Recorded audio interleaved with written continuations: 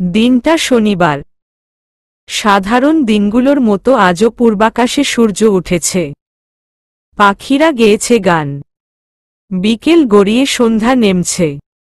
চারিদিকে পাখিদের বাড়ি ফেরার উত্থান। তবু আজকের দিনটা ভিন্ন, বিশেষ। ভার্সিটির বড় মাঠটির মাঝ বরাবর স্টেজ বানানো হয়েছে আজ। স্টুডেন্টদের সাথে ভিআইপি গেস্টদের জন্য সাজিয়ে রাখা হয়েছে অসংখ্য চেয়ার। জনসংখ্যা হিসেবে আটবে না কিনা জানা নেই, তবে বেশিরভাগ ছেলেমেয়েরাই যে সিট ছেড়ে লাফালাফি করাতে মত্ত থাকবে তা জানা কথা। কস্টিউম চেঞ্জিং রুমে গাল ফুলিয়ে বসে আছি আমি। নিকিতা আপু তৈরি হয়ে গেছে অনেকক্ষণ। ব্যাস মাঝ থেকে বিপত্তি বেঁধেছে আমায় নিয়ে। আমার বুটজুতোগুলো হঠাৎ করেই হয়ে পড়েছে নিরুদ্দেশ। শত খুঁজেও তাদের দেখা মিলছে না।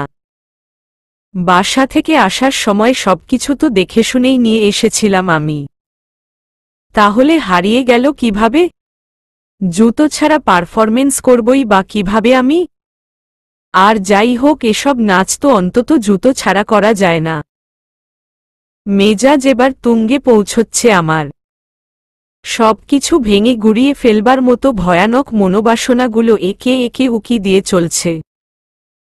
আচ্ছা, কেউ কি আমার কাবার্ড থেকে জুতোটা চুরি করে নিল?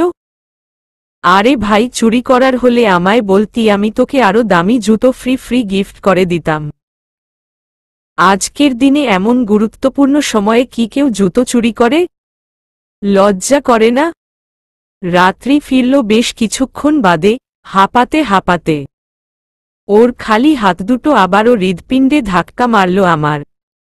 রাত্রি উদাস হয়ে বলল, অনু রে, আমি সবার কাবার্ড চেক করে এসেছি। কারো কাছেই তোর জুতো খুঁজে পাওয়া যায়নি। রেগেমেগে চেয়ার ছেড়ে উঠে দাঁড়ালাম আমি। কঠিন গলায় বললাম, তা বুটজোড়া গেল কোথায়? জুতোর কি পাখনা গজিয়েছে যে নিজের ইচ্ছামতো উড়ে চলে যাবে? আরে আমার ওপর চেঁচাচ্ছিস কেন? আমি কি তোর জুতোর গায়ে পাখনা লাগিয়ে দিয়েছি? দেখ, হয়তো মনের ভুলে নিয়েই আসিসনি, বাসাই ফেলে এসেছিস। রাত্রির কথাটার সত্যতা ঠিক কতটুকু তার নিশ্চয়তা নেই, তবু এবার সন্দেহ হতে শুরু করেছে আমারও। আসার সময় তো ঠিকই ব্যাগে তুলেছিলাম, আবার মাঝপথে বের করে রাখিনি তো। ধুরমনেও পড়ছে না, মাথাটা কাজ করছে না একদম। আর মাত্র দুটো পারফরমেন্স বাকি, তারপরই আমাদের নাম অ্যানাউন্স করা হবে। খালি পায়ে স্টেজে পারফর্ম করতে হবে এমনটা ভাবলেও বুকটা কেঁপে উঠছে আমার। রাত্রি, আমার ফোনের ব্যালেন্স শেষ। তুই ভাইয়াকে ফোন লাগা। কিন্তু অগ্নি ভাই তো এখন স্টুডিওতে। আহ, আমার কি শুধু একটাই ভাই নাকি? রুশো ভাইয়া আছে কি করতে? রুশো ভাইয়াকে ফোন কর জলদি। রাত্রির মুখটা শুকিয়ে গেল আবারও। চোখ দুটো বন্ধ করে তীক্ষ্ণ গলায় চিৎকার ছাড়ল, না না না, আমি পারব না। এই নে ফোন, তুই কল কর। এ কথা বলেই নিজের ফোনটা আমার হাতে ধরিয়ে দিল রাত্রি। আমি বিস্ময় নিয়ে কিছুক্ষণ লজ্জায় কুঁকড়ে থাকা রাত্রির পানে চেয়ে রইলাম। এই মেয়েটা কাল থেকে রুশো ভাইয়ার নাম শোনা মাত্রই চোখমুখ ঢেকে ফেলছে, দাঁত দিয়ে জিহ্ব কাটছে। যাকে কথায় কথায় নাক ফাটিয়ে দেওয়ার হুমকি দিতেও বাধত না, তাকেই লজ্জার মূল কেন্দ্রবিন্দু বানিয়ে ফেলছে। ভাইয়ার কাছে সরি বলতে পাঠিয়েছিলাম, অথচ উনি সোজা না বলেই পালিয়েছেন বাড়ি থেকে। এই নিয়ে ভাইয়াদের কিছু জিজ্ঞেস করা মাত্রই ঘরে দরজা দিয়েছে তারা। রহস্যখানা যদিও এখনো উদ্ধার করতে পারিনি, তবে শীঘ্রই করে ফেলব ইনশাআল্লাহ। আপাতত আমার ফোকাস সেসব কিউরিওসিটিতে থাকা যাবে না। অগ্নিপরীক্ষার মতো কঠিন দিনটায় মনোযোগ নড়চড় করা চলবে না বিন্দুমাত্র। আমি রাত্রি ফোনের ডায়াল লিস্টে সবে রুশো ভাইয়ার নম্বর তুলেছি। এমন সময় দরজায় করাঘাত করল কেউ। রাত্রিকে ইশারায় বললাম দরজা খুলতে। রাত্রি পলক ঝাপটে খট করে দরজা খুলল।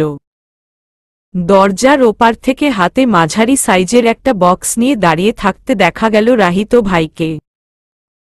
মুখে আলগা হাসি ঝুলিয়ে রেখে সে বলল, হ্যালো ভাই, এটা তোমার জন্য পাঠিয়েছে অনন্যা। একে অপরের দিকে বিস্মিত চোখে তাকালাম আমি। রাত্রি জিজ্ঞেস করলাম, ভাই মানে? কোনো ভাই? কি আছে ওতে? রাহিত ভাই কোনো উত্তর না দিয়ে বক্সটা ফ্লোরে রাখল। রাত্রি চট করেই বক্সটা খুলে লাফিয়ে উঠে বলল, অনু তোর জুতা। আমি সূক্ষ্ম চোখে জুতো জোড়ার দিকে চেয়ে রইলাম কয়েক সেকেন্ড, পর মুহূর্তে দৌড়ে সামনে গিয়ে রাহিত ভাইয়ের পথে আটকে বললাম, আরে আরে যাচ্ছেন কোথায়? দাঁড়ান বলছি। আগে প্রশ্নের উত্তর দিন। এগুলো তো আমার জুতো নয়, তাহলে আমায় দিচ্ছেন কেন? রাহিত ভাই মাথা চুলকতে চুলকতে উত্তর দিল, আমি তো বেশি কিছু বলতে পারবো না। নিবিড় ভাই দিতে বলল তাই দিতে এলাম।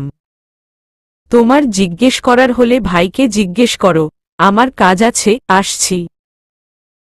রাহিত ভাই খানিকটা তড়িঘড়ি করেই আমায় পাশ কাটিয়ে গেলেন নিজ গন্তব্যে। রাত্রি স্নেকাসগুলো উল্টে পাল্টে দেখছিল। ওর ভাবভঙ্গি দেখেই বোঝা হয়ে গিয়েছিল কারো না কারো কান ফাটিয়ে এসেছে সে। শুধু শিওর হওয়ার জন্য এই রাহিত ভাইয়ের আগমনী প্রয়োজন ছিল। মানেটা সহজ, রাত্রি আমার বুটগুলো খুঁজে না পেয়ে নির্ঘাত গিয়ে নিবিড় ভাইকে আমার জুতো হারিয়ে যাবার বিজ্ঞপ্তি শুনিয়েছে। এই মেয়েকে কি এত বড় অপরাধের পরও বাঁচিয়ে রাখা যায়? একদম নয়। যার দরুন চোখে আগ্নেয়গিরির ঝলকানি ফুটিয়ে চিৎকার করে উঠলাম আমি, শাকচুন্নি, পেতনি, ডাইনি কথাকার! তুই গিয়ে নিবিড় ভাইয়াকে জুতো হারিয়ে যাবার ব্যাপারটা বলেছিস তাই না? ছি ছি ছি, বলার মতো আর কোনো মানুষ পেলি না? তুই তো জানিস উনি আমার ভাইয়ের বন্ধু হলেও সর্বপ্রথম উনি আমার শত্রুপক্ষ। উনার কেনা জুতো পরে পারফর্ম করব আমি? How funny! ইচ্ছে তো করছে তোর মাথাটা এই লাঠিটা দিয়ে একদম ফাটিয়ে দেই। হাতের কাছেই একটা স্টিলের স্ট্যান্ড ছিল। রাগের বশে সেই স্ট্যান্ড হাতেই রাত্রির দিকে তেড়ে গেলাম আমি। রাত্রি ভরকে গিয়ে জুতোগুলো ফেলে দৌড় শুরু করল। আত্মরক্ষার উদ্দেশ্যে কাঁদো কাঁদো গলায় বলতে লাগল, দোস্ত, ওটা ফেলে দে, মাফ কর প্লিজ। বোঝার চেষ্টা কর, ভার্সিটিতে এক নিবিড় ভাই ছাড়া এই মুহূর্তে হেল্প করার মতো কেউ ছিল না। তাছাড়া আমি তো হেল্প চাওয়ার জন্য কিছু বলিনি, আমি শুধু বলেছি তোর জুতা চুরি হয়ে গেছে। ব্যাস এইটুকুই। এখন আমি কি করে বলবো ভাইয়া তোর জন্য একেবারে নতুন জুতা কিনে এনে পাঠিয়ে দেবে? চটে যাওয়া মেজাজটা ঠান্ডা করবার উদ্দেশ্যে স্ট্যান্ডটা ফেলে দিয়ে থমকালাম আমি। রাত্রিও ব্রেক কষে হাঁপাতে শুরু করল। এক মুহূর্তের জন্য ভাবল আমি হয়তো ছাড় দিয়ে দিয়েছি ওকে। অথচ ঘটল তার পুরোপুরি বিপরীত। রাত্রির পায়ে ল্যাং মেরে আঘাত করলাম আমি। রাত্রি ব্যালেন্স হারিয়ে পড়ে যেতে ধরেও সামলে নিল। বলল, আউ মাগো, এক্ষুনি পড়ে যাচ্ছিলাম আমি। তা এত ফ্যাচফ্যাচ করছিস কেন? পড়ে তো যাসনি। চুপ থাক, নয়তো আরেকটা দিব। রাত্রি ঠোঁট উল্টে চোখে মুখে অসহায়ত্বের ছাপ ফুটিয়ে তুলল। আমি হতাশ হয়ে দুহাতে মাথা চেপে ধরলাম। মুহূর্তেই নিকিতা আপু এলো রুমে। ব্যস্ত গলায় বলে উঠল, অনন্যা, জুতো খুঁজে পেয়েছ? টাইম ইজ টু শর্ট, আর কিছুক্ষণের মধ্যেই স্টেজে উঠতে হবে আমাদের। আমি উত্তর দেওয়ার পূর্বেই স্নেকাসগুলোয় নজর পড়ল আপুর। চট করে বক্সটা হাতে তুলে উচ্ছ্বসিত গলায় বলল, ওয়াও গ্রেট! আমি তোমায় বলবো বলবো করে বলতেই পারিনি যে বুট না নিয়ে কেডস নাও। এই স্নেকাসগুলো ড্যান্সের জন্য বেস্ট। কোথা থেকে নিয়েছে? রাত্রির কানে নিকিতা আপুর কথাটা যেন দারুণ কিছু শোনাল। আহ্লাদি গলায় চট করেই বলে উঠল, ওগুলো ও কিনে নিত আপু, নিবিড় ভাই কিনে দিয়েছেন। নিকিতা আপু বিস্ময় গোলগাল চোখ করে তাকাল। অবাক কণ্ঠে বলে উঠল, what? Like seriously? Is it a joke? বিস্ফোরিত চোখে রাত্রির পানে তাকালাম আমি। এবার আর আমায় সুযোগ না দিয়েই রাত্রি বলল, দোস্ত সরি, মুখ ফসকে বেরিয়ে গেছে। আমি এখন পালাই বাবা, টাটা। রাত্রি দৃষ্টিসীমার বাহিরে পৌঁছল মুহূর্তেই। মেয়েটাকে হাতের নাগালে পাই খালি একবার, মেরে ভর্তা বানিয়ে ফেলব একদম। ব্যাপারটা কি বলো তো অনন্যা, নিবিড় ভাইয়া কি তোমার বিশেষ কেউ হন? এক কথায় নিউ স্নেকার্স কিনে এনে দিল। আবনা না, তেমন কোনো ব্যাপার নেই। আসলে উনার সাথে আমার ভাইয়ার অনেক ক্লোজ ফ্রেন্ডশিপ, সো সেই থেকেই উনার কেয়ারিং। নিকিতা আপু দুষ্টুমি মাখা হাসিতে ঠোঁট রাঙাল। খানিকটা রসিকতার ছলেই বলল, বাহ, বন্ধুর বোনের প্রতি এত কনসার্ন। সাদমান শাহরিয়ার নিবিড়ের বেশ উন্নতি হচ্ছে দেখছি।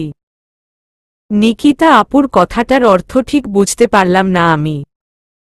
বিনিময়ে ভ্রু কুচকে জিজ্ঞেস করলাম, মানে এই কেডসগুলো পায়ে ফিট খাবে তো? চেক করো কুইক।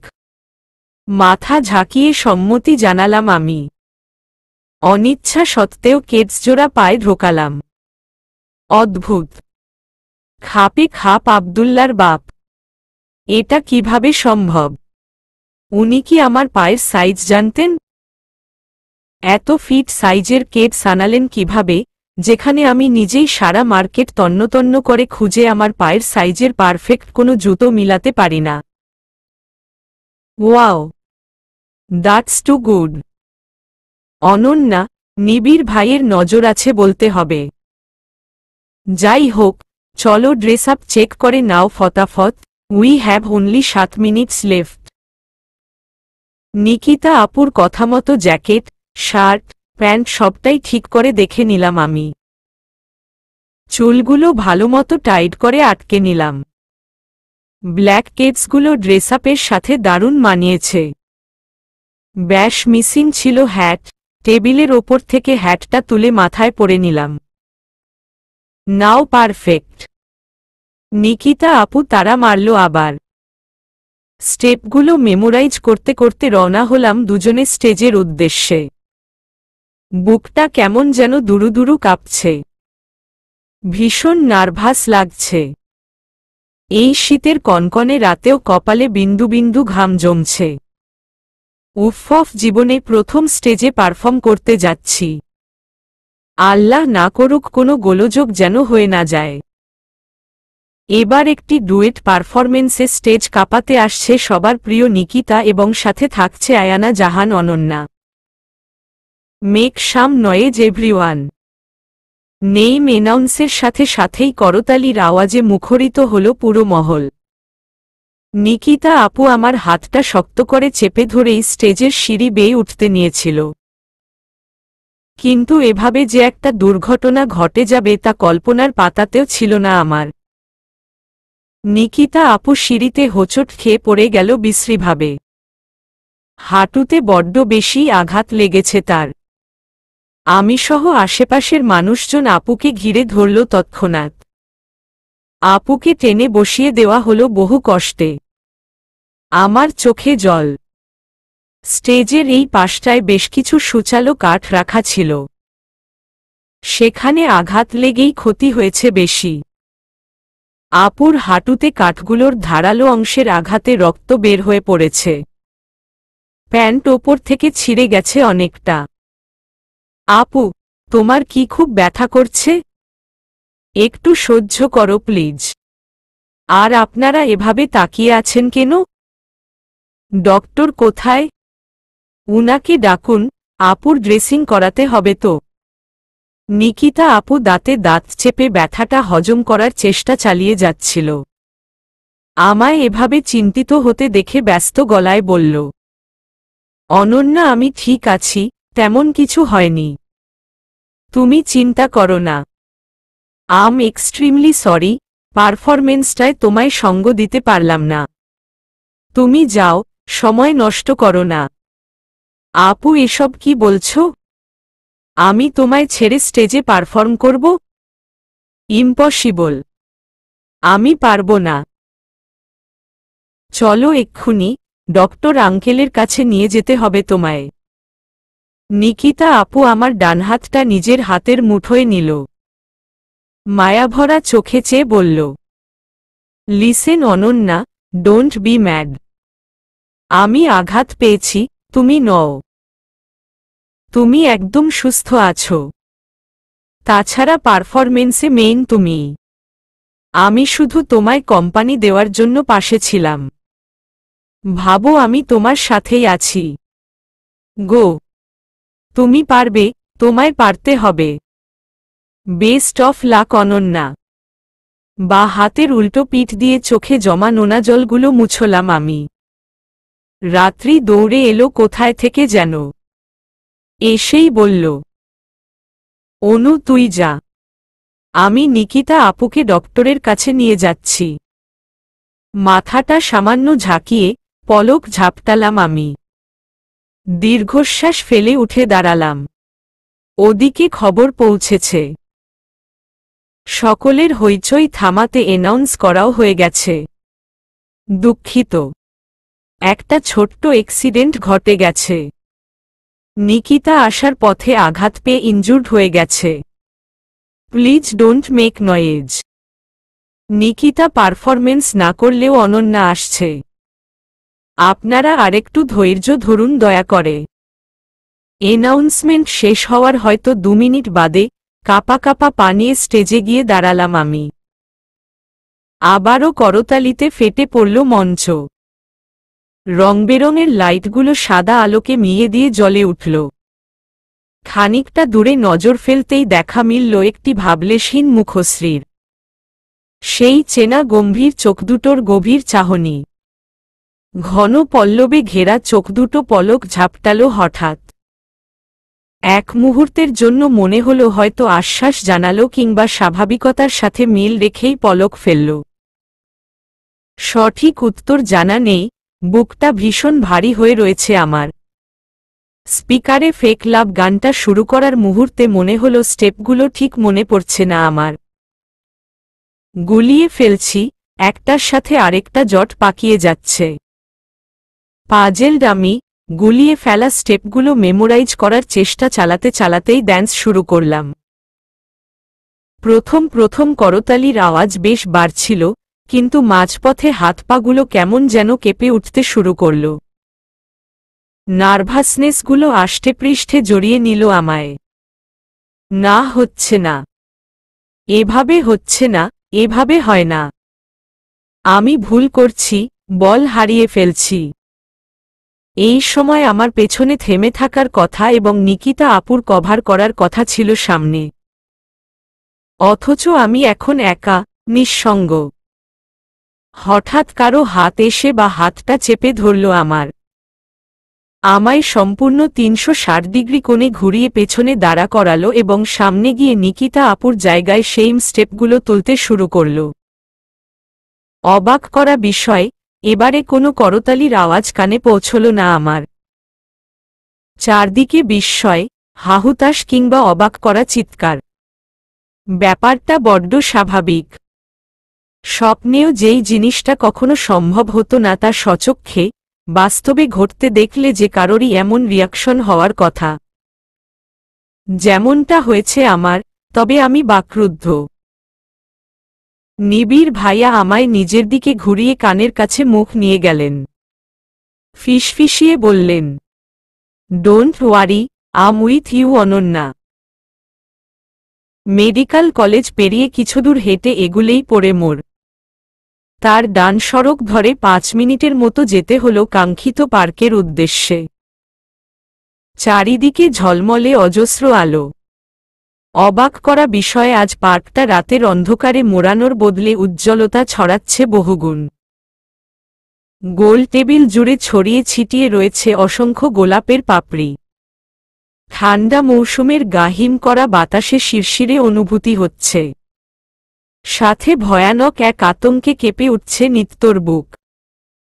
সেই ১.৫ বছর যাবৎ যাকে চোখে না দেখে শুধু গানের মাধ্যমে চিনেই এতটা পাগলপ্রায় হয়েছিল, আজ সেই মানুষটা নিজে থেকেই দেখা করতে আসছে নিত্যর সাথে। এই সংবাদ পাবার পর নিত্যর ঠিক কেমন রিয়াকশন হওয়ার কথা ছিল? নিশ্চয় আনন্দে বুকটা ভরে উঠার কথা ছিল, এক্সাইটমেন্টের বশে কান্না করে দেওয়ার মতো অবস্থা হওয়ার কথা ছিল। অথচ অদ্ভুত, নিত্যর মনে আজ আনন্দের ছিটে ফোঁটাও নেই। আছে শুধু একরাশ ভয় এবং সংশয়। নিত্য কাঁপা কাঁপা হাতটা টেবিলে ছড়িয়ে থাকা ফুলের পাপড়িগুলোর ওপর রাখল। তাদের কোমলতায় মনে এক রেশমি অনুভূতি জাগ্রত হল তার। কল্পনায় ভেসে উঠল সেই চিরচেনা মুখ, অগ্নির ঠোঁটে লেগে থাকা এক চিলতে হাসি। সামনের দাঁতগুলো মুক্তোর মতো ঝকমক করছে তার। গালের সাথে লেপ্টে থাকা খোঁচা খোঁচা দাড়িগুলো অমায়িক এক সৌন্দর্য ফুটিয়ে তুলেছে। আর চোখ দুটোর কথা নাই বা বললাম। নিত্য সেই চোখ দুটোর দিকে ভুলেও তাকাতে চায় না, তবু অবাধ্য মন বারবার একই ভুল করিয়ে বসায়। অগ্নির চোখে চোখ পড়লে নিত্য পলক ঝাপটাতে ভুলে যায়। একটা ছেলের দিকে নির্লজ্জের মতো ওমন হা করে কোনো মেয়ে চেয়ে থাকো, কেমনটা কি মানা যায়? একদম নয়। নিত্য জিহ্ব দিয়ে ঠোঁট ভিজিয়ে নিল। এই এত এত আয়োজন, ফুলে মোমবাতির আলোয় সাজানো প্রান্তর, তা তো আর মনের মানুষটা করেনি। যেই মানুষটাকে না দেখে নিজের অনুপ্রেরণা ভেবেছিল, যেই মানুষটাকে না দেখেই তার গানের প্রেমে পড়েছিল, আজ সেই মানুষটাই করেছে এত সব আয়োজন। নিত্যর বিশ্বাস করতে কষ্ট হলেও সত্য যে অনিবার্য। আজ তাকে প্রপোজ করেছে, আজ সামনাসামনি নিজের মনের কথা বলতেই ডেকেছে নিত্যকে। সেদিন নিত্য যখন একরাশ ভয় নিয়ে ফোনের লাইন কেটে SMS-এ জানালো তার ভাববার জন্য সময় প্রয়োজন, তখন যেই হেসে ব্যাপারটা সহজ করতে চেয়েছিল। বলেছিল, তোমার সময় নেওয়ার প্রয়োজন হলে অবশ্যই নেবে, গভীরভাবে ভাববে। আমি তোমায় 2 দিন সময় দিচ্ছি, এরপর আমি যেদিন রাজশাহী পৌঁছব সেদিন কিন্তু তোমার সামনে গিয়ে সেই একই প্রশ্ন নিয়ে দাঁড়াব। এখন যেমন প্রশ্নটা ঝুলিয়ে করে রেখে দিলে তখন কিন্তু তা পারবে না। জবাব দিতে হবে তোমায়। আমি নেগেটিভ অথবা পজিটিভ উভয় উত্তরের জন্যই নিজেকে প্রস্তুত রাখব নিত্য। অপেক্ষায় রইলাম। আমি জানি তুমি আমায় ফেরাবে না, তবু তোমার মুখ থেকে স্পষ্ট উত্তরটা জানতে চাই। ভালো থেকো, নিজের যত্ন নিও। আমি আসব, খুব শীঘ্রই আসব। নিত্য আজ পাথরের কাজ বিশিষ্ট কালো রঙের শাড়ি পরেছে। কানে বড় বড় একজোড়া প্লাটিনামের ঝুমকো, হাতভর্তি চুড়ি, সাথে হালকা একটু সাজ। চোখের কাজল আর ঠোঁটের লাল লিপস্টিকটুকুই যেন সৌন্দর্যটা বহুগুণে বাড়িয়ে দিয়েছে তার। আজ বলেছিল তার পছন্দের রং লাল, সেই হিসেবে নিত্য যেন লাল রঙা কোনো পোশাকে নিজেকে মুড়িয়ে আনে এমনটাই প্রত্যাশা করেছিল। তখন ছোট্ট করে হু বললেও নিত্য কিন্তু তেমনটা করেনি, বরং অগ্নির সবথেকে পছন্দের কালো রংটাকেই বেছে নিয়েছে। গায়ে জড়িয়ে রেখে অনুভব করেছে, আজ যে কঠিন জবাব দিতে হবে তার। আজ এর মতো একজন অসাধারণ ব্যক্তিত্বের মানুষকে প্রত্যাখ্যান করতে হবে। এতদিন যাবৎ তার বান্ধবীর মাধ্যমে চলা কনভারসেশনের সত্যটাও খোলাসা করে বলতে হবে। নিত্য জানে না এসব শুনে অপরপক্ষ ঠিক কেমন রিয়াকশন দেবে। সে কি নিত্যকে খুব খারাপ মেয়ে ভাববে?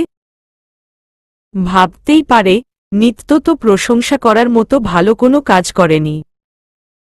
সে নিজের এক ঘনিষ্ঠ বান্ধবীর দ্বারা আজ সাথে কথা বলিয়ে নিয়েছে। একজন ফ্যান হিসেবে আজ এর রেসপন্স পাওয়ায় তার যেহেতু কথা বলাটা কর্তব্যের মধ্যেই পড়ে, সেই হিসেবে নিজেকে সচল রাখতে চেয়েছিল নিত্য। পাছে অগ্নির প্রতি এমন আকস্মিকভাবে ফুরবল হয়ে পড়ায় আজর সাথে কনভারসেশন চালানোটা বড্ড বিদঘুটে ঠেকছিল। কিন্তু সে তো জানত না তার মাথামোটা বান্ধবী এতটা বাড়িয়ে বলবে সবকিছু, পাগলপ্রায় হয়ে প্রতিটি কথার জবাব দিবে। ভাগ্যিস সেদিন মেসেঞ্জারে কলটা সে নিজেই রিসিভ করেছিল, নয়তো নির্ঘাত মেয়েটা প্রপোজালটাও একসেপ্ট করে ফেলত। নিত্য মনে মনে রূপাকে একগাদা বকা দিতে দিতে চেয়ার টেনে বসল। ভারী হয়ে আসা বুকটা ভীষণ পোড়াচ্ছে তাকে। নিত্যর ভাবনার একটা বড় অংশ জুড়ে রয়েছে আগামী ভবিষ্যতে অগ্নির পরিপ্রেক্ষিতে দেওয়া বার্তা। এজেকে রিজেক্ট করার পর শুধু এজেরই নয়, অগ্নির রিয়াকশন কেমন হবে এই ভেবেও কুলকিনারা খুঁজে পাচ্ছে না সে। আচ্ছা অগ্নি কি বুঝবে না নিত্যকে? অগ্নির চোখে নিজের জন্য যেই মাটা সে দেখেছিল তা কি ভুলছিল? ভাবতে পারে না নিত্য। ঝিমঝিম করা মাথাটা টেবিলের ঠেস দিয়ে বসে রয় স্রেফ। পারফরমেন্স শেষে স্টেজের সেই ঝলমলে আলোগুলো যখন নিভে গিয়ে অন্ধকার নেমে এলো ঠিক তক্ষুনি শরীরটা যেন আছড়ে পড়তে চাইল আমার। নিবিড় ভাইয়া তৎক্ষণাৎ আমার কোমর জড়িয়ে ধরে আটকে নিলেন। অডিয়েন্সের হইচই থেকে চিৎকার চেঁচামেচি, হাজারো ক্যামেরার কেন্দ্রবিন্দু হওয়া সত্ত্বেও ঝট করেই কোলে তুলে নিলেন আমায়। ঘাম শুধু কপাল থেকেই বইছে এমনটা নয়, পুরো শরীর জুড়ে বিচরণ করেছে তারা।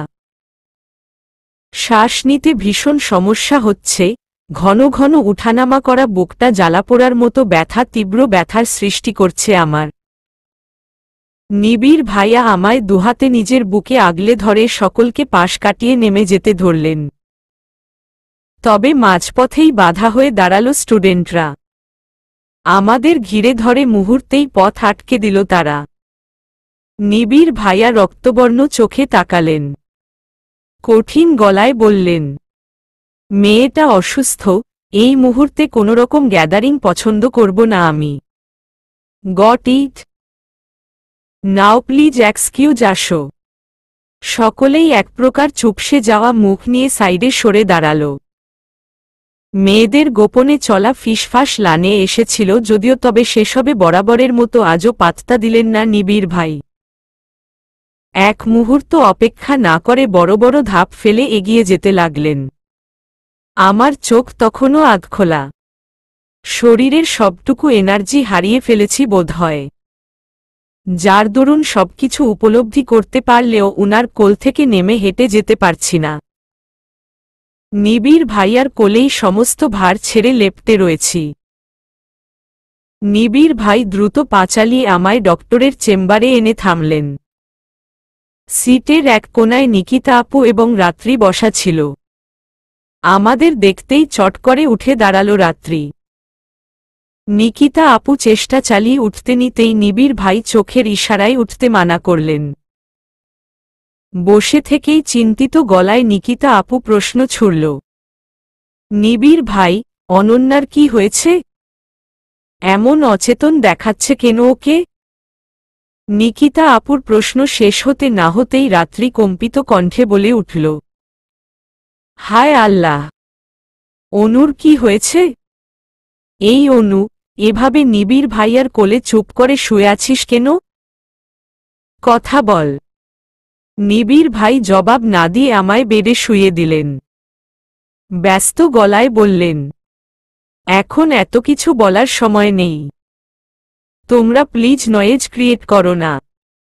আর চেম্বার ফাঁকা কেন? ডক্টর ইকবাল কোথায়? আঙ্কেল তো আপুকে ড্রেসিং করিয়ে দিয়ে একটু পাশের ভবনে গেছেন। Damn it. রাত্রি, ফ্যানের সুইচ দাও হারি আপ। জি জি ভাইয়া। এ কথা বলেই চট করে মাথার ওপরে থাকা ফ্যানটা অন করল রাত্রি।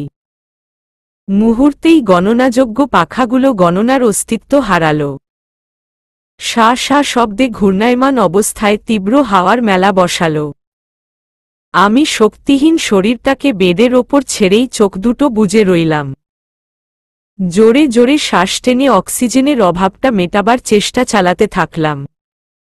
নিবিড় ভাই পকেট থেকে নিজের রুমালটা বের করে পাশে রাখা বোলটায় পানি ঢেলে নিলেন। তাতে রুমালটা ভিজিয়ে রাত্রির উদ্দেশ্যে বললেন। রাত্রি ওর ওপরের জ্যাকেটটা খুলো। রাত্রি প্রথম ইতস্তত বোধ করল বোধহয়। খানিকটা চাপা স্বরেই জিজ্ঞেস করল, আব কেন ভাইয়া? আহ, তোমাকে যা করতে বলেছি করো। এত কোয়েশ্চেনের তো কোনো কারণ দেখছি না। নিবিড় ভাইয়ার কথাটায় স্পষ্ট বিরক্তি সাথে রাগের উপস্থিতি লক্ষ্য করা গেল। আমি কানে সবটা শুনতে পেলেও বড় বড় চোখ করে মানুষটার রাগান্বিত মুখটা দেখবার সৌভাগ্য করে উঠতে পারলাম না। এ যেন আমার শত জনমের ব্যর্থতা। আজ নিবিড় ভাইয়ার রাগের উপস্থিতি সবসময়ই মতো হলেও ক্ষেত্রটা যে ভিন্ন। এরকম দৃশ্য কি চোখে না দেখে থাকা যায়? রাত্রি যখন দ্বিধান্বিত হয়ে আমার জ্যাকেটটা খুলে পাশে রাখল তখন নিবিড় ভাই এসে পাশে বসলেন। আমার চোখ দুটো এই শুকনো মুখটাতেই স্থির রেখে ভেজা রুমাল দিয়ে কপাল থেকে শুরু করে গলার শেষ প্রান্ত পর্যন্ত মুছে দিতে লাগলেন। একই কার্যক্রম চলমান রাখার মাঝে রাত্রির উদ্দেশ্যে বললেন, রাত্রি, ড্রোয়ারটা খুলো। ওখানে স্যালাইনের বেশ কিছু প্যাকেট আছে। একটা স্যালাইন পানিতে গুলিয়ে আনো। ওর শরীর প্রচণ্ড ঘেমে গেছে। স্যালাইনটা লবণ পানির চাহিদা মেটাবে। জি, এক্ষুনি আনছি ভাইয়া। তারপর রাত্রি গেল স্যালাইন গুলিয়ে আনতে। আমার শরীরটা আগের থেকে কিছুটা হলেও নিয়ন্ত্রণ ক্ষমতা ফিরে পাচ্ছে। আমি অনুভব করতে পারছি। হয়তো চেষ্টা করলে উঠে বসতেও পারব। কিন্তু শক্তি প্রয়োগ করে উঠে বসতে ইচ্ছে করছে না একদম। মাথাটা ঝিমঝিম করছে। ঝাপসা চোখ দুটো এবার খোলা দরকার। আমি লম্বা দম নিতে নিতেই চোখ মেলে তাকালাম। নিবিড় ভাইয়া ভেজা রুমালটা আবারও পানিতে ভিজিয়ে নিচ্ছিলেন। পানি ঝরিয়ে আবারও ঘাড়টা মুছতে হাত এগোতেই আমায় ফুরবল চোখে তাকিয়ে থাকতে আবিষ্কার করলেন। উনার উদ্বিগ্ন চোখ দুটো হঠাৎ করেই চিকচিক করে উঠল। খানিকটা ঝুঁকে এসে উতলা গলায় জিজ্ঞেস করলেন, এখন কেমন ফিল করছো অনন্যা? আগের থেকে বেটার লাগছে? আমি পলক ঝাপটে হ্যাঁ সূচক বার্তা পাঠালাম। যা ভারী বুকটা অনেকখানি হালকা করতে বোধহয় সক্ষম হল উনার। নিবিড় ভাই স্মিথ হেসে আমার মাথাটা নিজের কোলের ওপর এনে রাখলেন। ভেজা রুমালটা দিয়ে উত্তাপ ছড়ানো ঘাড়টা মুছে দিয়ে অবশেষে ক্ষান্ত হলেন। তার কয়েক সেকেন্ডে বাদে একটি স্যালাইন ভর্তি স্বচ্ছ কাচের গ্লাস হাতে নিয়ে এলো রাত্রি। নিবিড় ভাইয়ার হাতে গ্লাসটা এগিয়ে দিয়ে বলল, ভাইয়া এই স্যালাইন। নিবিড় ভাইয়া পলক ঝাপটে বললেন, গ্লাসটা টেবিলে রেখে বসো। চিন্তা করো না, অনন্যা ঠিক আছে। রাত্রির অন্ধকার মুখে হঠাৎ করেই প্রশান্তির হাসি ফুটে উঠল। আমার পানে উজ্জ্বল চোখে তাকাতেই ঠোঁটের বামকোণটা কিঞ্চিত প্রসারিত করে হাসলাম আমি। নিবিড় ভাই আমায় দুহাতে ধরে সাবধানে বেডে হেলান দিয়ে বসালেন। ততক্ষণে হাঁটু চেপে ধরে বেডের পাশে এসে বসেছে নিকিতা আপু। নিবিড় ভাই ডান হাতে স্যালাইনের গ্লাসটা আমার মুখের কাছে এনে ধরলেন এবং বা হাত দিয়ে পেছনে থেকে মাথাটা আলতো করে ধরে রাখলেন। আমি ছোট্ট ছোট্ট চুমুক বসিয়ে একটু একটু করে স্যালাইনগুলো পেটে চালান করবার লক্ষ্যে লেগে পড়লাম। সুস্থ থাকাকালীন 1 মিনিটেই শেষ করে ফেলা গ্লাসটা প্রায় 12 মিনিট ধরে শেষ করে ক্ষান্ত হলাম। নিবিড় ভাইয়ের কপালের ভাঁজটা এখন পর্যন্ত সহজ হয়নি। এই ভাঁজ প্রায় সবসময়ই উনার কপালে দেখা গেলেও ভাঁজখানা অর্থটা আজ ভিন্ন। তাতে জুড়ে আছে শত শত দুশ্চিন্তার ছড়াছড়ি, প্রিয়জন হারাবার তীব্র ভয়। আমার কাছে এতক্ষণ যাবৎ যা যা হচ্ছিল তার সবটাই স্বপ্ন বলে ঠেকছিল। নিবিড় ভাইয়ার সাথে একই স্টেজে পারফর্ম করা থেকে শুরু করে এখন পর্যন্ত সবটাই স্রেফ বানোয়াট কল্পকাহিনী বলেই ঠেকছিল। কিন্তু দিন শেষে বিশ্বাস করতে কষ্ট হলেও সত্যিটা যে খুবই অনর। এই মানুষটা নির্ঘাত এক প্রকার বহুরূপী। মনে প্রশ্ন জাগায় বারংবার। অস্থির মনটা শুধু একটি প্রশ্নই করে বসে, এই কঠিন মানুষটাও বুঝি আমার প্রতি এতটা কেয়ারিং হতে পারেন? শুধু কি বেস্ট ফ্রেন্ডের বোন বলেই এত কিছু, নাকি অন্য কিছু? যদি অন্য কিছুই হবে তবে সেটা কি? আদৌ জানতে পারবো তো কখনো? নিত্যর টেবিলে মাথা ঠেকিয়ে এই জট থেকে উদ্ধারের পথ খুঁজবার মুহূর্তে পেছনে থেকে কারো পদধ্বনির আওয়াজ কানে ভেসে এলো। নিত্য কেঁপে উঠে শটান হয়ে বসল। বোঝার চেষ্টা চালালো তার কাঙ্ক্ষিত মানুষটি এসেছে কিনা। অগ্নি দুষ্টু হেসে কণ্ঠটা ভিন্ন রকম করার চেষ্টা করে শব্দ করল, এহেম এহেম। নিত্য বুঝল এই সেই মানুষটি যার অপেক্ষায় প্রহর গুনতে হচ্ছিল তাকে। নিত্য সচেতন ভঙ্গিমায় উঠে দাঁড়াল, কিন্তু মুখ ঘুরিয়ে মানুষটাকে পরখ করে দেখবার মতো সাহস জোগাতে পারল না।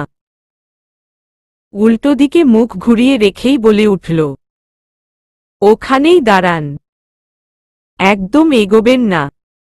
অগ্নির ঠোঁটের বাম কোণটা প্রসারিত হল আরও কিছু। সে তার পূর্বে জায়গাতেই অটল থেকে পকেটে দুহাত গুজে দাঁড়াল। নিত্য চোখ দুটো বুজে লম্বা একটা শ্বাস টানল। জিহ্ব দিয়ে ঠোঁট ভিজিয়ে নিয়ে নিজেকে প্রস্তুত করল সত্যের মুখোমুখি হবার জন্য।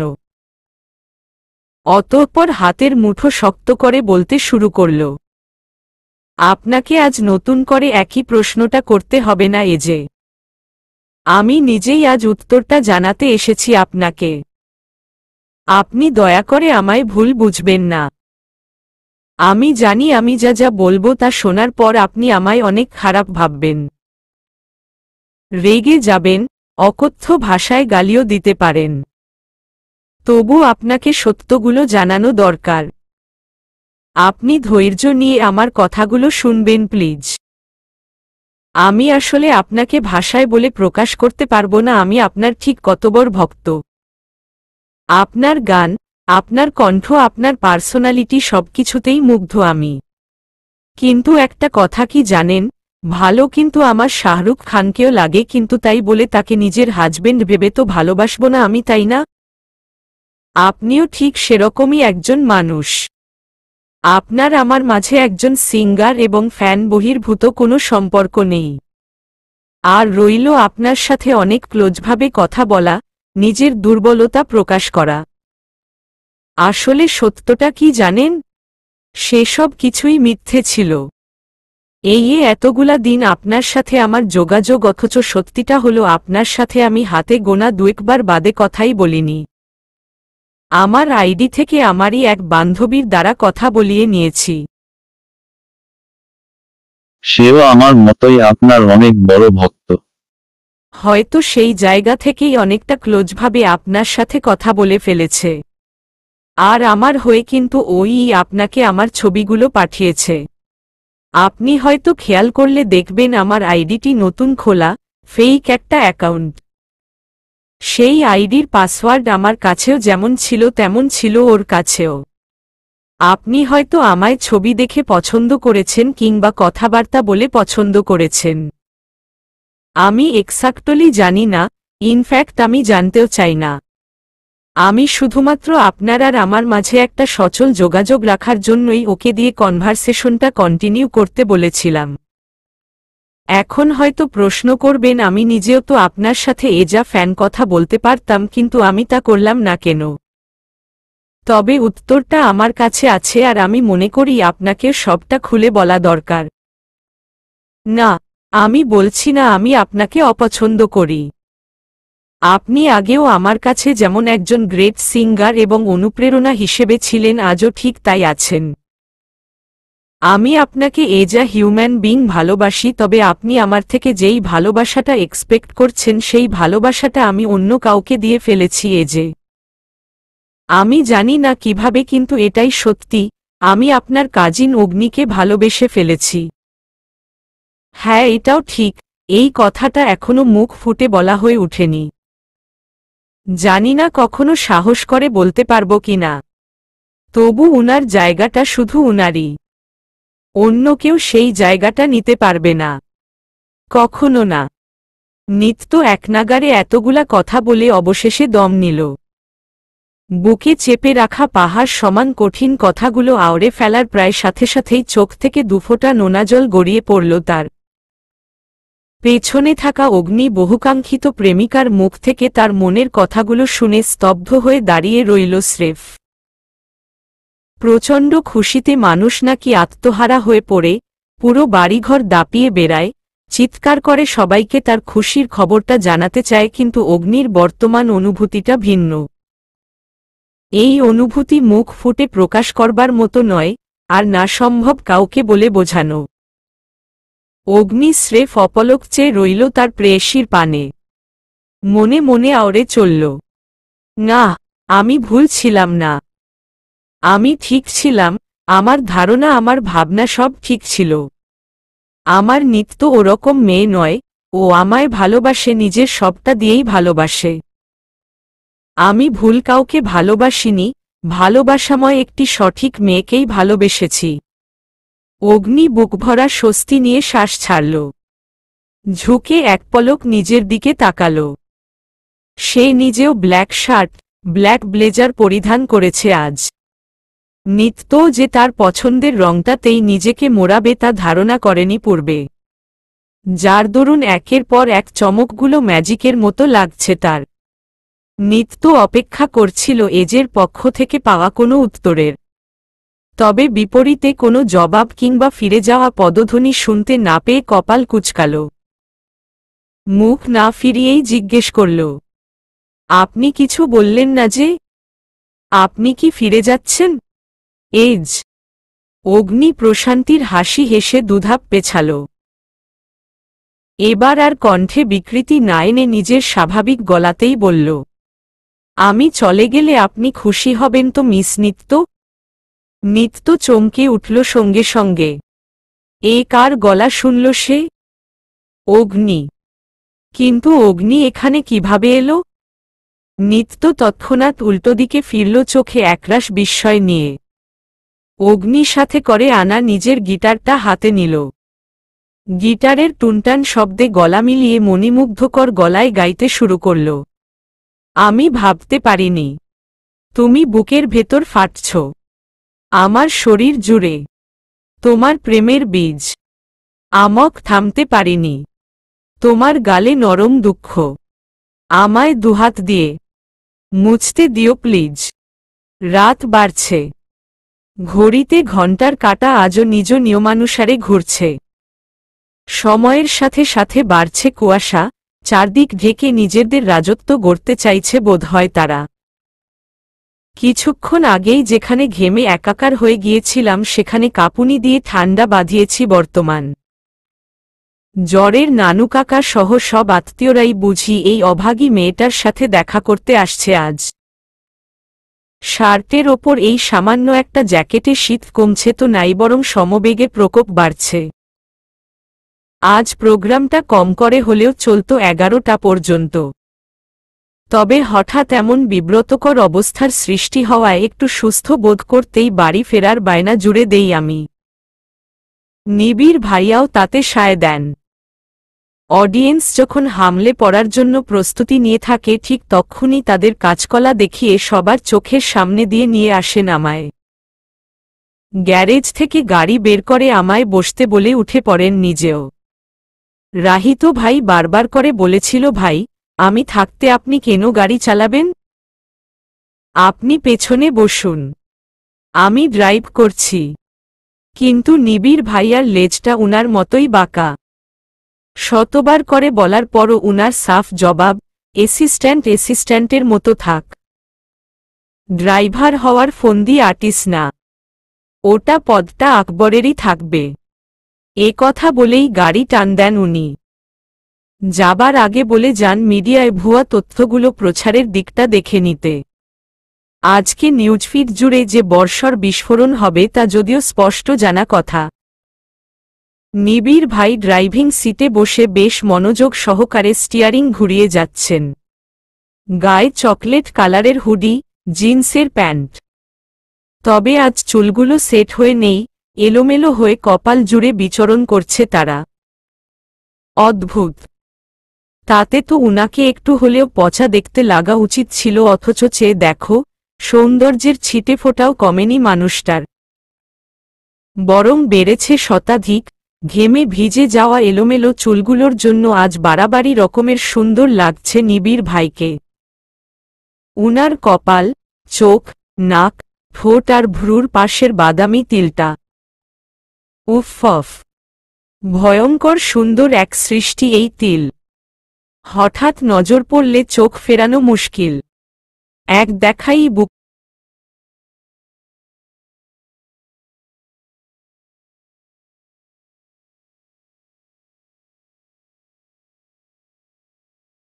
বাড়িয়ে দেয়। কিন্তু কেন দেয়? আমার ঠোঁটের নিচেও তো একটা বাদামি তিল আছে, কই তা দেখে তো বুক কেঁপে ওঠে না। ধুর, কি সব ভাবছি। ঠান্ডায় এদিকে যে বরফ হয়ে যাচ্ছি, এখন এই পরিস্থিতির সমাধান পাওয়া দরকার।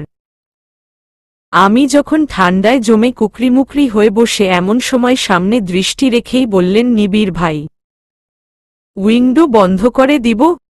আমি চমকে উনার দিকে তাকালাম। মাথাটা ডানে বামে দ্রুত নাড়িয়ে বললাম, একদম না, আপনি তো জানেন আমার উল্টি প্রসেস কি পরিমাণ মারাত্মক। নিবিড় ভাইয়ার কপালে কিঞ্চিত ভাঁজ ফুটে উঠল। হঠাৎ করেই ব্রেক কষে গাড়ি থামালেন উনি।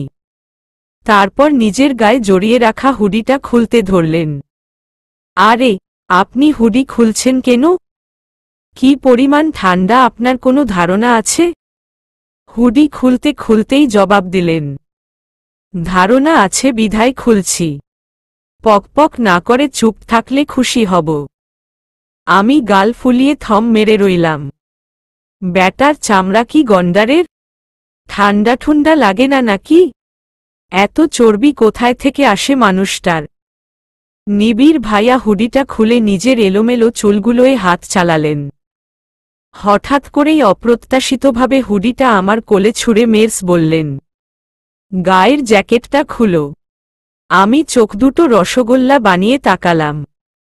শুকনো ঢোক গিলে কাপা কাপা গলায় বললাম, জ্যাকেট খুলব মানে? কি বলতে চাইছেন আপনি? নিবিড় ভাইয়া নিজের বাম সাইডের ভ্রুটা উঁচু করে তাকালেন। বিরক্তিভরা গলায় বললেন, বাংলা বোঝো না? জ্যাকেটটা খুলতে বলেছি, খুলো কুইক। আমি ভয়ার্ত চোখে মানুষটার পানে তাকালাম। তাতে শুধু ভয়ই নয়, বেঁধেছে একরাশ অবিশ্বাস। ছি, এই মাঝরাতে গাড়ি থামিয়ে এসব কি করতে বলছেন উনি আমায়? কি চাইছেন উনি? হায় আল্লাহ, নিবিড় ভাইয়ার চরিত্র এরকম, এত নোংরা। নিবিড় ভাই, আপনি কি নিজের সেন্সে থেকেই কথাগুলো বলছেন? নিবিড় ভাই চোখ ছোট ছোট করে তাকালেন এবার। সামান্য ঝুঁকে এসে বললেন, তা তোমার কি আমায় সেন্সলেস বলে মনে হচ্ছে? আমি সিটের একেবারে কোনায় চেপে এসে দুহাতে জ্যাকেটটা আঁকড়ে ধরলাম। ঘৃণাসূচক কণ্ঠে বলে উঠলাম, ছি, কেমন নোংরা মানসিকতার মানুষ আপনি! স্বাভাবিক গলায় এমন কুপ্রস্তাব দিতে লজ্জা করছে না? নিবিড় ভাইয়া অবাক ভঙ্গিতে তাকালেন। সাত আসমান থেকে ধপাস করে পড়ার ভান ধরে চোখমুখ কুচকালেন। ভ্রু যুগলে ঢেউ খেলিয়ে বললেন, what do you mean by কুপ্রস্তাব? একে তো ঠান্ডায় থরথর করে কাঁপছ, দুইয়ে আমার হুডিটা পরতে বলছি, তাতে খুশি হওয়ার বদলে উল্টো আমায় নোংরা মানসিকতার মানুষ বলছ। What is this? মাথায় কি সমস্যা আছে তোমার? এবার আকাশ থেকে পড়ার পালা এলো আমার। ভ্যাবাচ্যাকা খেয়ে হুডিটা হাতে নিলাম আমি। বিস্মিত গলায় জিজ্ঞেস করলাম, মানে আপনি আমায় হুডিটা পরার জন্য জ্যাকেট খুলতে বলছিলেন? তা নয়তো কি? ওই জ্যাকেটের ওপর তো আর গুডিটা পরতে পারবে না, তাই আগে হুডিটা পরে তারপর জ্যাকেটটা গায়ে জোড়াতে বলেছি। এই সিম্পল কথাটা বুঝতে পারছ না? আমার হঠাৎ করেই নিজেকে চরম লেভেলের অপরাধী বলে মনে হলো। এই মানুষটা আমার শীত যাতে কম লাগে সেজন্য হুডিটা খুলে জ্যাকেটের ভেতরে পড়তে বললেন, আর আমি কিনা উনাকে আর 5টা খারাপ ছেলেদের পর্যায়ে নিয়ে গিয়ে তুলনা করছিলাম। ছি, ইচ্ছে তো করছে নিজের গালেই সজোরে থাপ্পড় বসিয়ে দেই। এক মুহূর্তের জন্য কিভাবে ভুলে গেলাম উনি একজন অসাধারণ ব্যক্তিত্বের মানুষ, যিনি কিনা আজ পর্যন্ত কোনো মেয়ের দিকে কুনজরে তাকানো তো দূরে থাক, বরং গায়প্রা ফ্যান ফলোয়ারদের দিকে ফিরেও তাকাননি। উডবি থাকা সত্ত্বেও তাকে স্পর্শ করেননি। যেখানে উনার এত এত ভক্ত থেকে শুরু করে বড় বড় তারকারাও পাত্তা পায় না, সেখানে আমি কি করে ভাবলাম উনি আমার দিকে বাজে দৃষ্টিতে তাকাবেন? খারাপ উদ্দেশ্যের জন্য গাড়ি থামিয়ে হুডি খুলবেন? ছি, এত নিকৃষ্ট একটা ভাবনা কিভাবে এলো আমার মাথায়?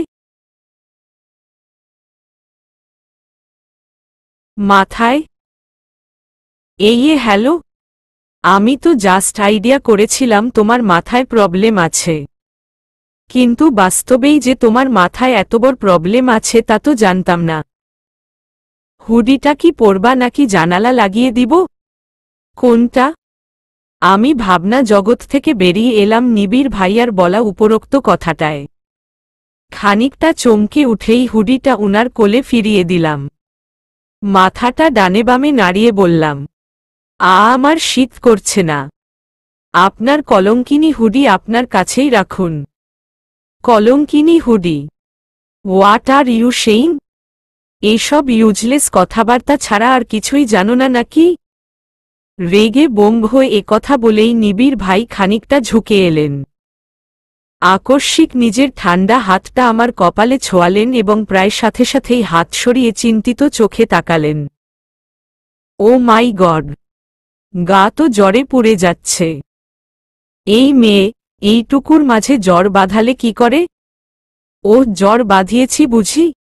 কই দেখি তো। নিজের ঠান্ডা হাতটা কপালে উল্টে পাল্টে দেখতে দেখতে কথাটা বললাম আমি। নিবিড় ভাইয়া চট করে পেছনে থাকা ফার্স্ট এইড বক্সটা সামনে এনে রাখলেন। তার মাঝে কিছু একটা খোঁজাখুঁজি করতে করতে বললেন, হুডিটা পরে নাও ফার্স্ট। আমি মাথা ঝাঁকিয়ে জ্যাকেটটা খুললাম। হুডিটা পরে নিয়ে তার ওপর জ্যাকেটটা জোড়ালাম। ভালো লাগছে এখন, ঠান্ডা আগের চেয়ে কম লাগছে অনেক। তবে অদ্ভুত এক অন্যরকম অনুভূতি হচ্ছে পাছে। অনুভূতিটা হয়তো আমার চেনা, এর আগেও অনুভব করেছি আমি। কিন্তু কবে করেছি? খানিক ভাবাভাবির পর মন তার কাঙ্ক্ষিত উত্তর খুঁজে পেল। এই তো সেই অনুভূতি, যেই অনুভূতি আমি নিবিড় ভাইয়ার সাদা শার্টটা গায়ে জড়িয়ে অনুভব করেছিলাম। অনুভূতিটা উষ্ণ, শান্তিপূর্ণ। তাতে জড়িয়ে আছে অন্যরকম একটি সুবাস, যেই সবাস আমি পেয়েছিলাম সেদিনকার শার্টটা গায়ে জড়িয়েও। ভাবনার মাঝেই চোখের সামনে দুটো ট্যাবলেট রাখা একটি হাত এগিয়ে এলো। অপর হাতে মিনারেল ওয়াটারের বোতল। সামনে চোখ তুলে তাকাতেই আবছা হয়ে থাকা মানুষটার স্পষ্ট প্রতিচ্ছবি ফুটে উঠল। নিবিড় ভাই ভ্রু উঁচু করে ট্যাবলেটগুলো দেখালেন। ব্যস্ত গলায় বললেন, চট করে মেডিসিন দুটো নিয়ে নাও ফাস্ট। আমি মাথা ঝাঁকিয়ে প্রথমে গ্যাসের ওষুধ, তারপর নাপা এক্সট্রা মুখে পুরে নিলাম। বোতল থেকে পরিমাণ মতো পানি নিয়ে ওষুধটা পেটে চালান করলাম। নিবিড় ভাইয়া ঠোঁট মৃদু হাসি ফোটালেন। ছোট্ট করে শ্বাস ফেলে বললেন, যাক, আর কিছু না জানলেও ওষুধ খাওয়ার সঠিক নিয়মটা অন্তত জানো। এটা তো কিছুই না। দম ফুরিয়ে যাচ্ছিল তাই একটার পর একটা খেলাম। আমি একসাথে 4-5টা ওষুধও গিলে ফেলতে পারি।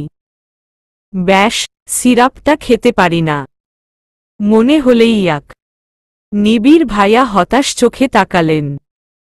লম্বা একটা দম ফেলে বললেন, আমার ভুল, আমি এক মুহূর্তের জন্য ভুলে গিয়েছিলাম তুমি ঠিক কোনো লেভেলের স্টুপিড।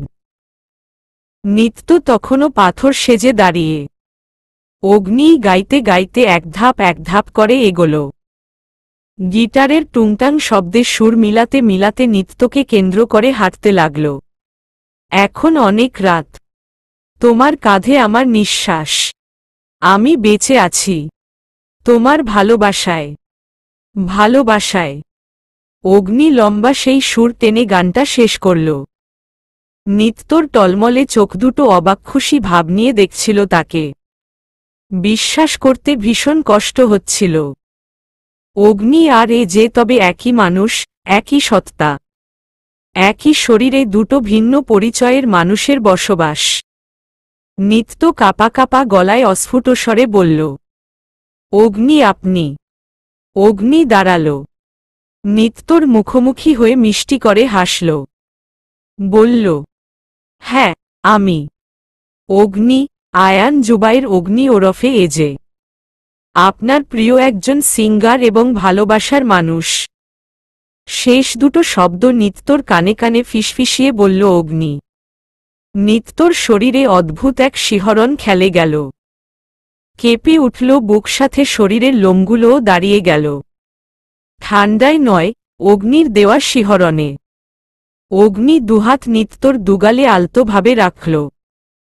তারপর বা হাত দিয়ে নিত্য থুতনি ধরে মুখটা উঁচু করল। নিত্যর চোখে টলমল করা জলগুলো অগ্নির ভালোবাসাময় স্পর্শে গড়িয়ে পড়ল গাল বেয়ে। অগ্নির বুকটা হঠাৎ করেই যেন ছ্যাঁত করে উঠল। পরম আবেশে গাল বেয়ে গড়িয়ে পড়া জলগুলো মুছে দিল সে। নরম গলায় বলল, এই পাগলি কাঁদছ কেন? কেঁদো না প্লিজ। আম সরি, আর কক্ষনো এমন করব না।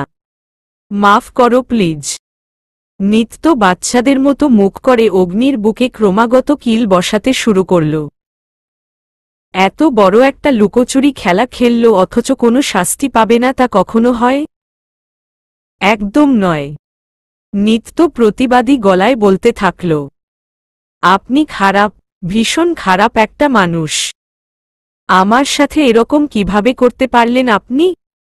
আপনি জানেন আমি কতটা ভয় পেয়ে গিয়েছিলাম?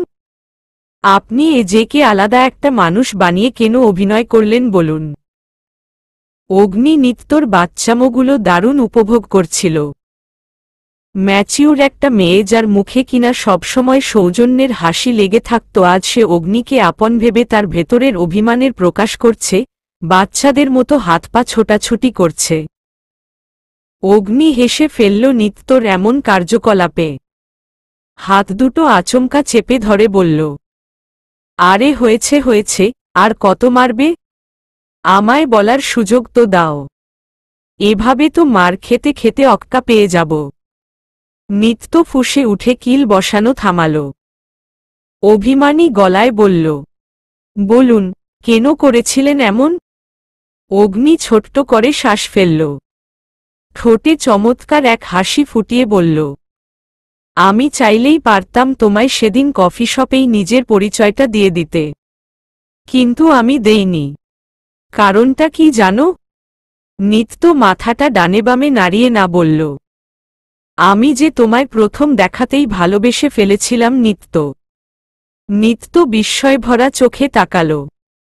অগ্নি পলক ঝাপটে বলল, হ্যাঁ নিত্য, আমি তোমাকে ভালোবাসি। আর আমি চাইতাম তুমি তোমার ক্রাশ হিসেবে নও, একজন সাধারণ মানুষ হিসেবেই আমায় ভালোবাসো।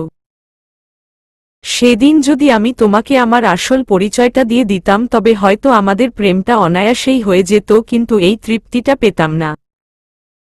তোমার শুদ্ধতম ভালোবাসাটা উপলব্ধি করতে পারতাম না। আমি তোমায় পরীক্ষা করতে চেয়েছিলাম, তাই তো রুশোকে দিয়ে তোমার সাথে এজে হিসেবে কথা বলিয়ে নিতাম। দেখতাম তুমি কাকে বেশি গুরুত্ব দাও, কার প্রতি ঝুঁকে পড়। রুশো আমায় বলেছিল তুমি হয়তো আমায় ভালোবাসো না। এজে ভেবে যেভাবে ওর ফোনে তোমার মেসেজগুলো যেত তাতে এরকমটা ভাবাই যদিও স্বাভাবিক ছিল, তবু আমি তোমায় বিশ্বাস করতাম। আমার দৃঢ় বিশ্বাস ছিল আমি যাকে ভালোবাসি সে আর যাই হোক আমার ক্যারিয়ার, নেম ফেম এসব দেখে আমার প্রেমে পড়বে না। আর হলো তাই। তুমি প্রমাণ করেছ আমার ভালোবাসা ঠিক, আমার ভালোবাসার মানুষটাও সঠিক। নিত্য এতক্ষণ গভীর মনোযোগ দিয়ে কথাগুলো শুনছিল অগ্নির। তার বিপরীত মানুষটাও যে তারই মতো একই কারণে জনপ্রিয়তার পরিচয়টুকু গোপন করেছে তা ভাবতেই ঠোঁটে এক চিলতে হাসি ফুটে উঠল তার। নিত্য লাজুক হেসে মাথা নিচু করে বলল, আপনি আমায় এতটা ভালোবাসেন মিস্টার আয়ান জুবাইর অগ্নি? অগ্নি বাম সাইডের ভ্রুটা উঁচু করে বেশ মুড নিয়ে বলল, অবভিয়াসলি। কই শাক? উহুম, বিন্দুমাত্র সন্দেহ নেই। আমিও প্রমাণ পেয়ে গেছি। কিভাবে? ঠোঁটে রহস্যময় হাসি ঝুলিয়ে বলল নিত্য, যেমন ভাবে আপনি পেয়েছেন ঠিক তেমন ভাবে। চলবে।